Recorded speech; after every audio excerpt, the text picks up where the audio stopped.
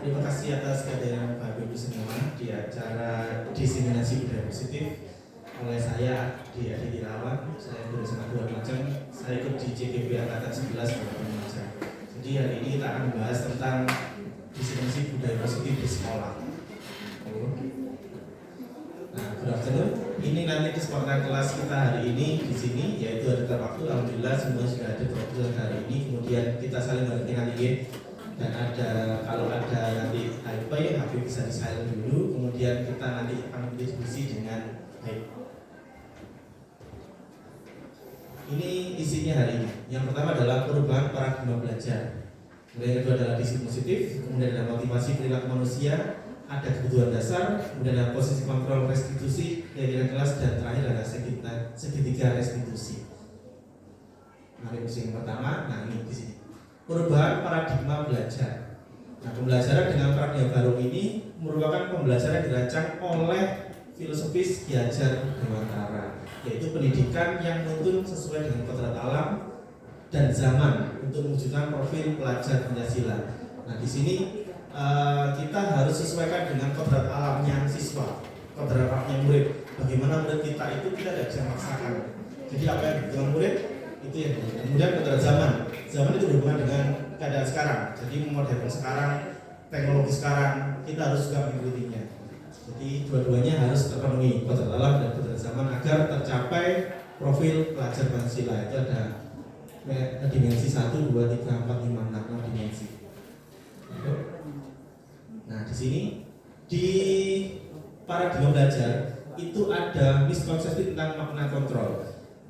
Ilusi guru mengontrol murid, kemudian ada ilusi bahwa semua penguatan positif efektif bermanfaat, kemudian ilusi bahwa kritik dan membuat orang merasa bersalah dalam penguatan karakter, ilusi bahwa orang dewasa memiliki hak untuk memaksa.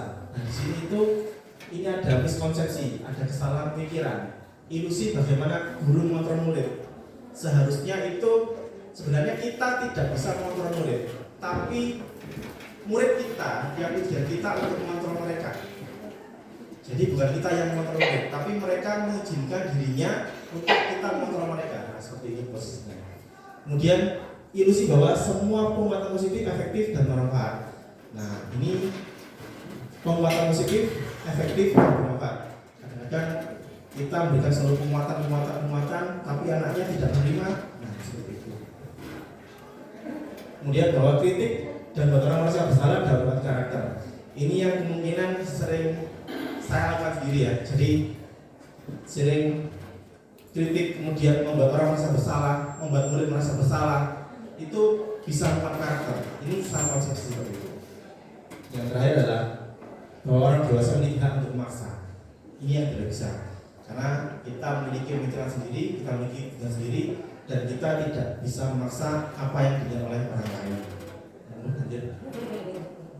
Nah, di sini penjelasannya jadi sebenarnya kontrol itu terjadi karena murid mengizinkannya. Kemudian yang penguatan positif atau bujukan adalah bentuk kontrol yang mencakup upaya untuk mengaruhi murid agar melakukan suatu tindakan tertentu.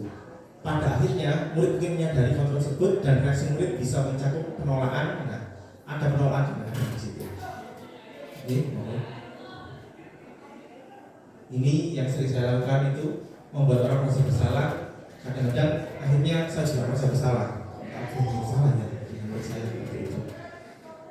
Yang terakhir itu orang dewasa percaya bahwa mereka bertanggung jawab untuk murid melakukan tindakan tertentu selama ada pengajuan yang dapat diukur. Namun mereka menyadari bahwa perilaku memaksa tidak efektif dalam jangka waktu yang panjang dan bisa menyebabkan hubungan permusuhan. Jadi kalau sering maksa itu kadang-kadang menjadi musuh akhirnya kayak muridnya. Sering maksa ini, akhirnya gini, gurunya terlalu keras, terlalu banyak tugas. Nah, di sini ada perubahan. Bagaimana seorang bisa berubah dari paradigma stimulus respon kepada pendekatan kontrol, Stephen and Covey. Bila kita ingin buat kemajuan perlahan, sedikit-sedikit, ubahlah sikap atau perilaku Anda. Jadi kita harus bisa mengubah sikap kita dulu. Kemudian, namun bila kita ingin bicara cara utama kita harus berubah kerangka agama kita. Ubahlah bagaimana Anda melihat dunia, bagaimana Anda berpikir tentang manusia. Ubahlah paradigma Anda. Jadi ini ada skema-skemanya di situ. Stimulus responnya, realitasnya adalah kebutuhan kita sama. di teori kontrol adalah realitas adalah kita berbeda, yang jelas kita berbeda. Monggo langsung aja. Nah, kita masuk ke disiplin positifnya. Dalam rangka menciptakan lingkungan yang positif di sekolah, salah satu strateginya adalah kita perlu tinjau kembali adalah penerapan disiplin di sekolah kita dengan kaitannya dengan nilai-nilai kebajikan. Ketika mendengar disiplin, apa yang ada di benak Anda? Apa yang terisi di pikiran Anda? Kira-kira kalau saya tanyakan, apa sih disiplin itu? Apakah sih disiplin itu? Ada yang bisa jawab? Kira-kira apa? Apakah sih disiplin itu? Monggo. Istiqomah melakukan kebaikan. Terima kasih. Istiqomah melakukan kebaikan. Oke, di close to Bu Ayu. Jadi disiplin itu kegiatan yang istiqomah. Bapak pendidikan kita, Ki Hajar Dewantara menyatakan bahwa di mana ada kemerdekaan, disitulah harus ada disiplin yang kuat. Sungguh pun disiplin itu bersifat self-disiplin, yaitu kita sendiri yang mewajibkan kita dengan sekeras-kerasnya. Tetapi itu sama saja, sebab jika kita tidak cakap melakukan self-disiplin, wajiblah penguasa lain mendisiplin diri kita. Dan peraturan demikian itulah harus ada di dalam suasana yang merdeka. Itu dari pemikirannya Ki Hajar Dewantara, ada di Cetak 5 itu halaman 410. Self-disiplin yang pertama adalah kita harus self-disiplin dulu. Jika kita tidak bisa mendisiplinkan diri sendiri, maka di situ ada wajiblah penguasa lain yang mendisiplinkan diri kita, yaitu melalui peraturan-peraturan yang ada. Disiplin positif dan nilai-nilai kebajikan. Nah, di sini Diane Gosen pada tahun 1998 mengungkapkan bahwa dengan macam nilai-nilai kebajikan yang diyakini seorang, maka motivasi intrinsiknya akan terbangun sehingga menggerakkan motivasi dari dalam untuk mencapai tujuan mulia yang diinginkan. Jadi nilai-nilai kebajikan adalah sifat-sifat positif manusia yang ada dalam diri manusia itu yang merupakan tujuan mulia yang dicapai setiap individu.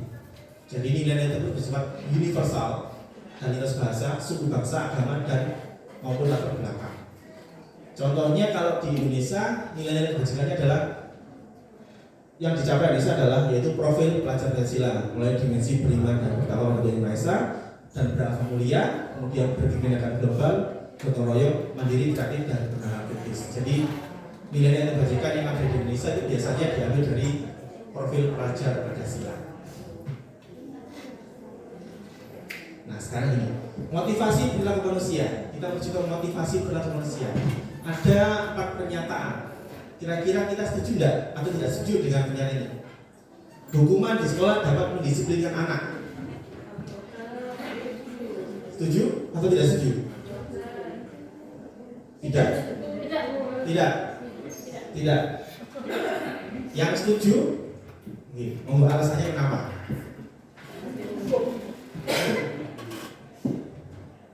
Assalamualaikum warahmatullahi wabarakatuh. Hukuman di sekolah itu dapat mendisiplinkan anak karena kita lihat dulu konteks hukumannya.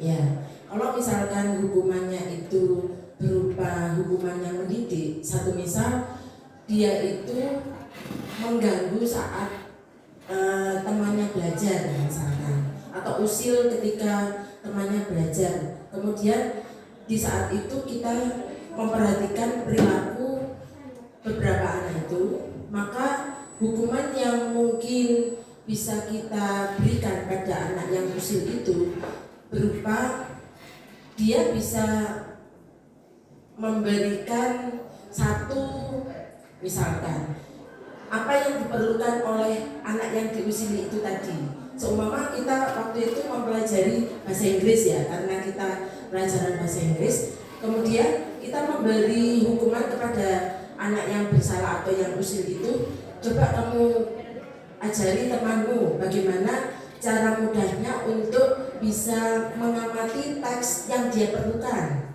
Akhirnya dia tidak tahu kalau itu merupakan hukuman. Itu sehingga secara tidak langsung anak itu juga memperhatikan pelajaran yang kita berikan. Nah, satu hal lagi, kalau misalkan suatu hari kita sedang menjadi guru piket dan dia sudah berulang kali melakukan keterlambatan masuk ke sekolah sehingga di awal pelajaran dia tidak bisa mengikuti pelajaran pertama atau acara pertama yang diberikan oleh sekolah. Ada beberapa sekolah yang mengadakan imtak, atau kalau di sekolah kami itu sebelum pelajaran kita melakukan sholat duha bersama. Kemudian dia waktu itu sudah beberapa kali sebagai guru piket kita sudah memberitahu bahwa kamu nanti atau besok kamu datangnya lebih awal ya. Gitu. Sekali dua kali kita beri nasihat. Kemudian yang keempat baru kita beri perilaku hukuman semacam coba kamu utarakan surat dari membaca surat-surat pendek gitu. Itu hukuman yang mendidik. Iya. Saya rasa dengan seperti itu disiplin kepada anak bisa tertanam. Artinya oh iya ya, nanti kalau misalkan saya terlambat lagi, saya mendapatkan hukuman gini. Paling tidak dia merasa jerak atau malu terhadap dirinya sendiri dengan teman-temannya gitu. Terima kasih. Terima kasih, jawabannya bagus. Give us to yang setuju. Ini ada setuju ya? Tidak setuju. Setuju. Setuju. Ada yang tidak setuju tadi? Tidak setuju. Iya, karena yang tidak setuju. Yang belum menggerak ini masih sudah tahu.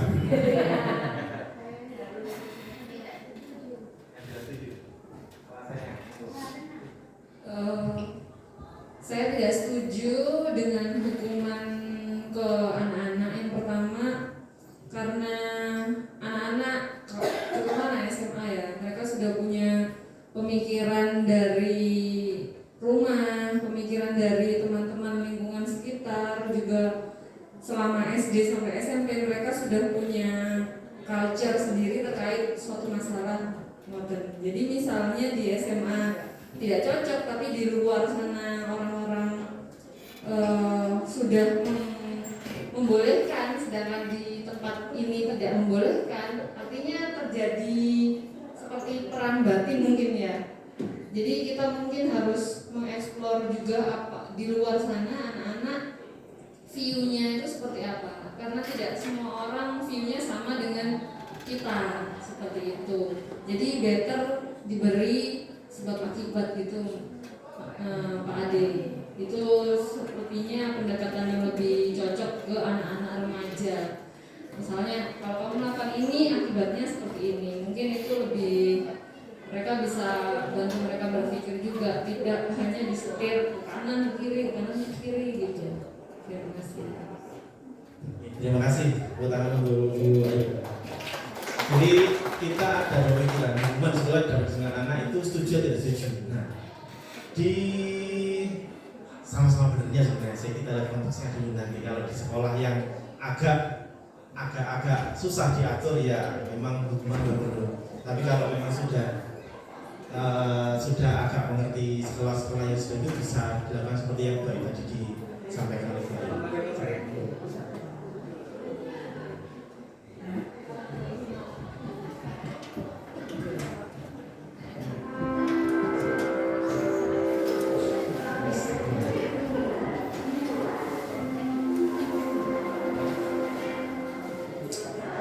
Jadi kita lihat ya, dari yang kita bahas tadi, jadi dari dosen dan punya restricting school discipline menyerahkan dari tiga motivasi dalam manusia. Yaitu yang pertama adalah untuk menghindari ketidaknyamanan atau keuntungan.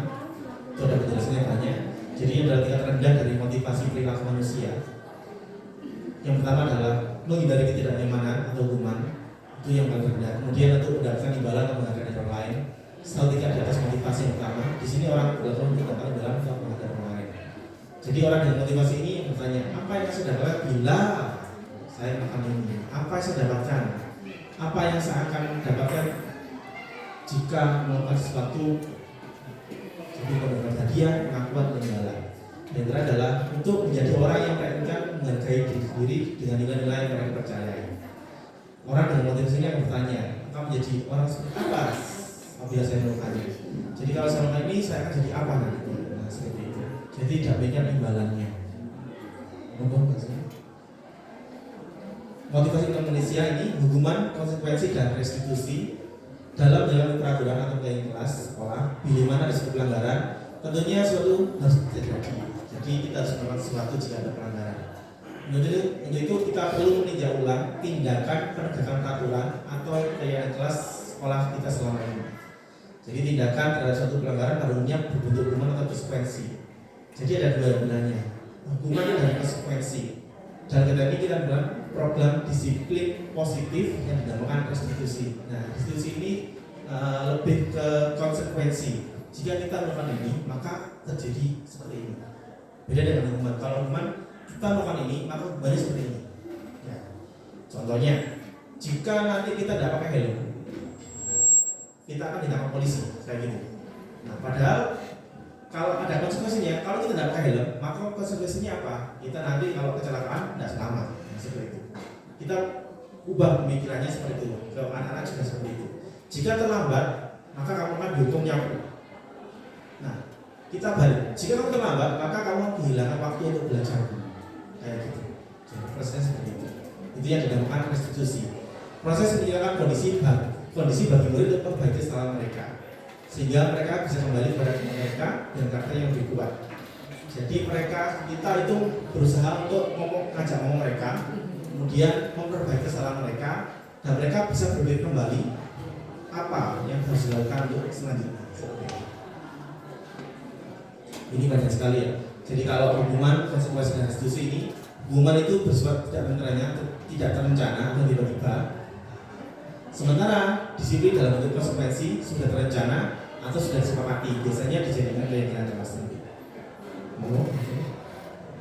Nah, coba kita pilih sekarang.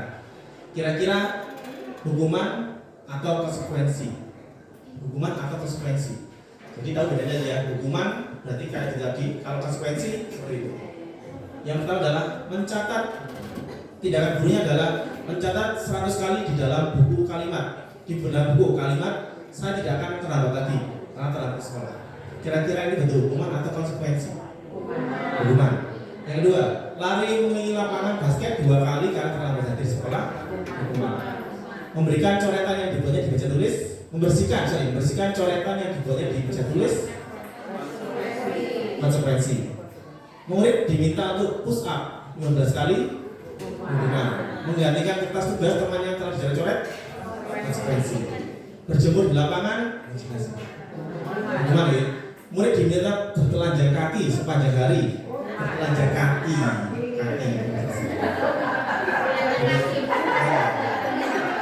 Bukan murid diminta bertelanjang kaki. Jadi murid diminta bertelanjang kaki sepanjang hari karena tidak mengenakan sepatu warna hitam sesuai peraturan sekolah. Kira-kira apa? Hukuman gitu. Ini kemarin masih kami lakukan karena ada kemarin pas hari upacara hari Rabu itu kan hari pramuka. Ternyata anak-anak dapat seperti akhirnya kita ambil suatu. Akhirnya anaknya cekeran. Kemudian berdiri di depan kelas sambil mengangkat kaki satu. Membersihkan tumpangan di meja tulis karena senggol. Alhamdulillah sudah bisa dimengerti semua. Nah jawabannya sudah ada. Terus sama aja. Sekarang kita menuju ke 5 kebutuhan dasar manusia. Ada 5 kebutuhan dasar manusia itu dalam lingkaran itu ada bertahan hidup, kebutuhan kasih sayang dan rasa diterima, kemudian ada kesenangan, kebebasan dan penguasaan. Ada pengertian masing-masing. Jadi untuk kebutuhan bertahan hidup, survival, jadi ini yang bersifat fisiologis bisa dan biologis juga sama. Jadi bertahan hidup misalnya kita harus sehat, punya rumah, kemudian ada makanan, kemudian kasih sayang dan rasa diterima, kebutuhan untuk disayangi orang dan diterima oleh orang lain, diterima di sebuah kelompok, itu kebutuhan itu, kemudian kesenangan, kebutuhan mencari kesenangan, bermain dan tertawa. Penguasaan ini berhubungan dengan kompetensi kita, kemampuan kita kompetensinya jadi apa di situ, dan kebebasan. Kita harus untuk melakukan kemandirian, otonomi, apa yang ingin kita lakukan. Anak-anak dengan kebutuhan bahasa tinggi memiliki pilihan, mereka bukan bergerak, suka mencoba-coba, tidak terlalu berpengaruh dengan orang lain. Itu kebebasan, langsung ke sini deh. Posisi kontrol restitusi ini posisi kontrol kita sebagai guru. Ada 5, ada penghukum, ada membuat rasa bersalah, ada sebagai teman, ada pemantau, dan ada manajer. Posisi manakah kira-kira yang lebih tepat? Ada penghukum, pembuat merasa bersalah, teman, pemantau, dan manajer. Ada penjelasannya kan? Tidak ada. Di penghukum itu biasanya kita langsung menghukum dan kalimat hukuman. Kemudian membuat merasa bersalah, kita membuat anak itu merasa bersalah. Kemudian di teman, ya kita anggap sebagai teman. Jadi anak bersalah kita anggap sebagai teman. Kemudian di pemantau itu berhubungan dengan sesuai dengan kalau ada peraturan, ada konsekuensinya. Di manajer ini yang lebih baik. Jadi ada kegiatan untuk restitusi juga di situ di manajernya.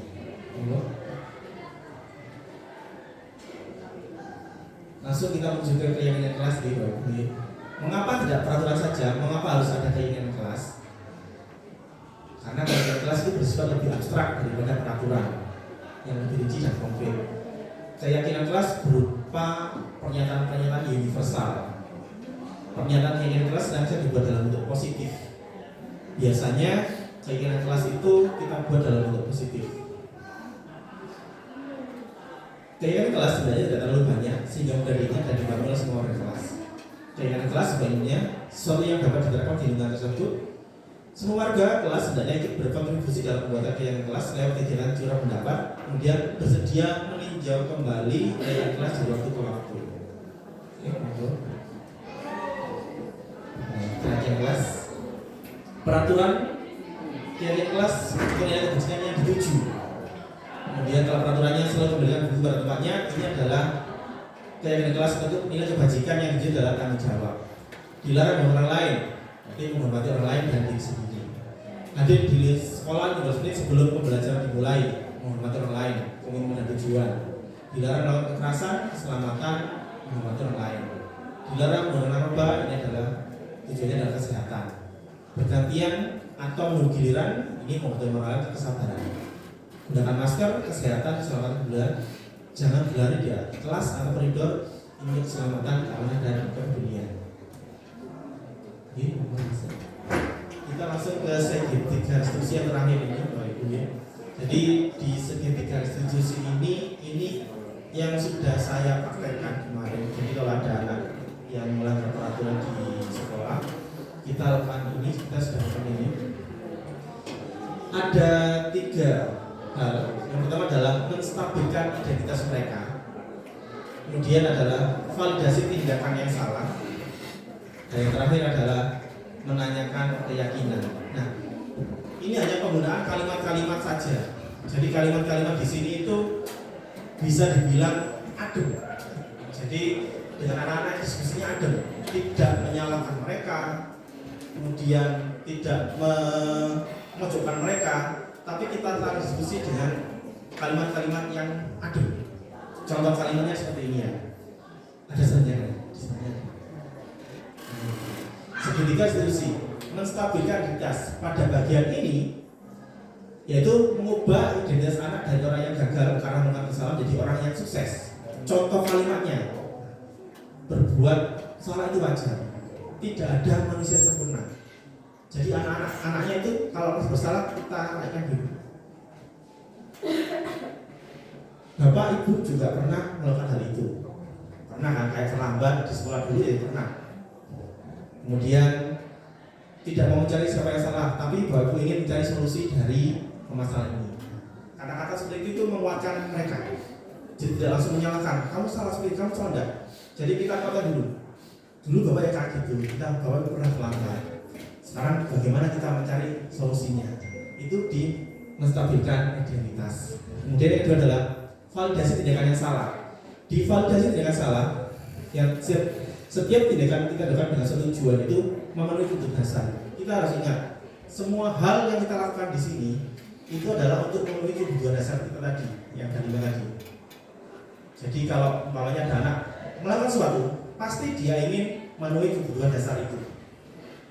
Kira-kira contohnya kayak umpamanya jahil ke temennya, tiba-tiba ngambil telepon temennya. Kira-kira kebutuhan dasar apa yang ingin dipenuhi oleh dia, yang kurang di dia? Kembali ke yang kebutuhan dasar lagi. Nah ini ada kebutuhan itu. Kalau umpamanya dengan tiba-tiba saya ngambil pokoknya Pak Adi, terus saya pakai, kira-kira kebutuhan yang mana yang dia butuhkan sebenarnya? Bertahan hidup, kasih sayang, kesenangan ya, kesenangan. Nah, mau pintar. Selamat bertemu kembali.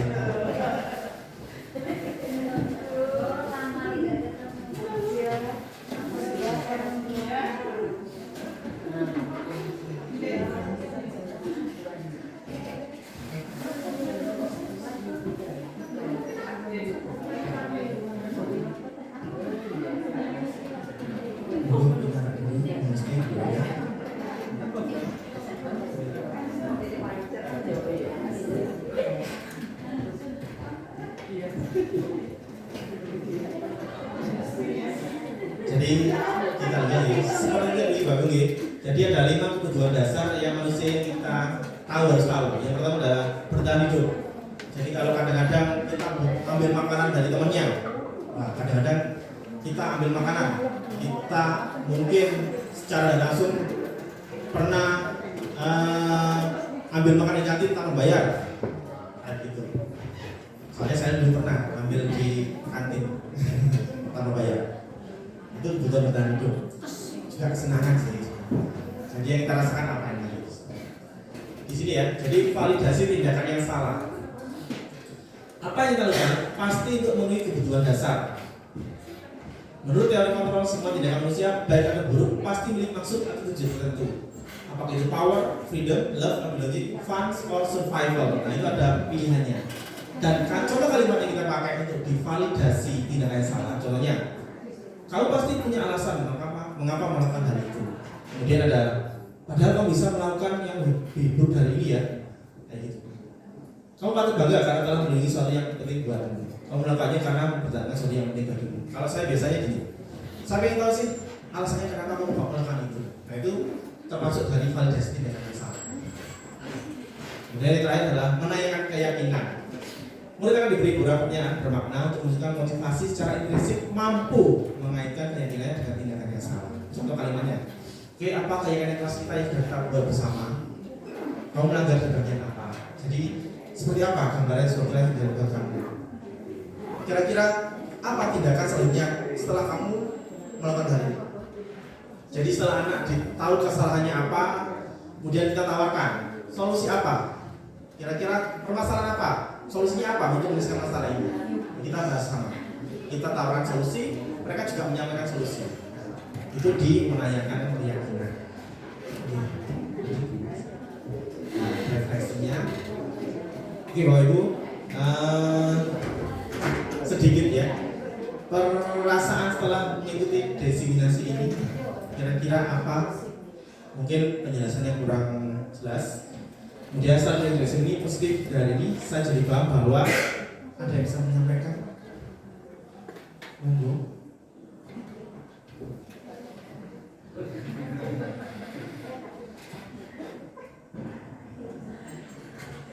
Terima kasih kesempatan Perkenalkan saya Pria Siti Saputri, saya dari SMA Negeri 1 Lumajang.